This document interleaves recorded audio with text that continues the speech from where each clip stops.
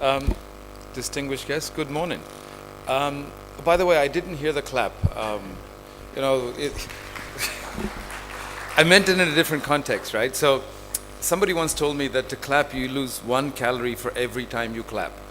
So, for those people who are trying to just figure something out about how to manage the calorie problem, for all the people coming after me, don't forget to use your hands and applaud them, but also just acknowledge what they tend to share up here, and you lose something in the process. Morning, my name is Sunil Joshi and I'm from GIFT. But before we just start talking about GIFT, I have a separate session later. If you roll back up into the world perspective, the global economy is expected to grow this year is about 3.7%, 3.7%. Emerging markets are expected to grow a tad more than that, about 4.5%. India's GDP growth outlook is somewhere in the range of 7 to 8%, right? Which kind of says India is really on the growth path. Now, as Honorable Councillor General mentioned before, with that growth, obviously it's a good thing. So there's economic prosperity, things are happening. Hopefully people are making money, and then they can also give to CSR initiatives like Bosch does. But with that comes this other challenges of infrastructure. Now the infrastructure has to keep pace with that whole growth, and therefore try to either stay ahead, which often what happens in many developed world, or try to play catch up, what happens in the developing world. With all of that in context, and there's about $9 trillion that's spent globally on infrastructure. In the union budget in 2018, the finance minister, Honorable Arun Jaitley, announced close to about $1 trillion to be spent in infrastructure in India in 1 year. Now that's quite a lot of money. But he also went on to say we probably need about 8 times that kind of money to put in infrastructure to kind of get to the state that we all will be happy with, right? So there is a lot of money kind of being earmarked and being spent on it, but also what that does, if not implemented properly, it creates a few challenges, right? So if I could ask you guys, maybe just close your eyes for a moment. No, we're not going to do anything funny. Just close your eyes and think about if you were living in a city where you get off the airport, and it may sound like science fiction, but hold on. You get off the airport and you get home in 20 minutes. Okay. From Bangalore, that is science fiction, right? And then once you get home in 20 minutes, you decide that, look, I'm thirsty. You turn on the tap, and the tap is straight supply from the city water supply, and you can drink water from the tap. You switch the light on, and there is electricity, and the bulb does come on. It happens to be a little bit of the home automatically kind of sets the temperature for you to be comfortable in.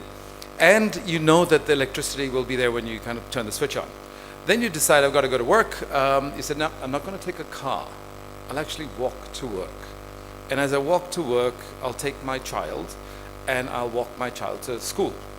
And so walk child to school, walk from school to work, go to work, and you get into an air-conditioned environment, which the building doesn't have a chiller of its own, right? It just happens to have chilled, air conditioning, but from a different source.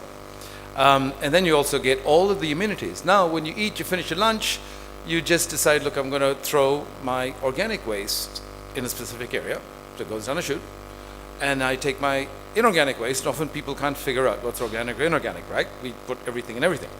But it doesn't matter, it just goes. And that inorganic waste actually gets not disposed, but incinerated, which is environmentally friendly. And then the organic waste gets treated and used as manure back into the city. And the water that you flush down the toilet actually goes down into a sewage treatment plant and then gets used in a cooling system and reused in the city, and where there's zero discharge. Do you think there's a city like that close by? And I'll talk more about it. That is GIFT, by the way, right? So in GIFT, we've implemented all of that. And that's purely to show and demonstrate that that can happen in India. And I'll have a session later to go a lot more detail about what we've implemented, how we've got there. But it's indeed, when we look back at our journey from vision or inception about 2007 to the land being allotted to us in about 2011 end. So our journey really started about 6 years ago, to what we have created and we continue to build. There's a lot of blood, sweat, and tears that have gone behind building a city. So we're like a startup, and we're a city, so we're a startup city that's trying to use technology to really change and improve the quality of life of Indians in the vicinity or who choose to live there, but also to demonstrate to the country and possibly the world that a city like that can be built in India and can be functional and can work and you can live in it, right? So with that, I'd really like to thank Jos for giving us an opportunity to come up, and I have a little longer, about a 200 slide presentation coming up. Peace. A few pictures that we will show you about what the city is in action. But also I'd like to extend an invitation to every one of you, whoever would like to come and see what we're going to show in a PowerPoint, is it real or not, come visit us. And we are only 20 minutes away from the airport, and it is an international airport, so do visit us. Thank you very much, and we'll come back again.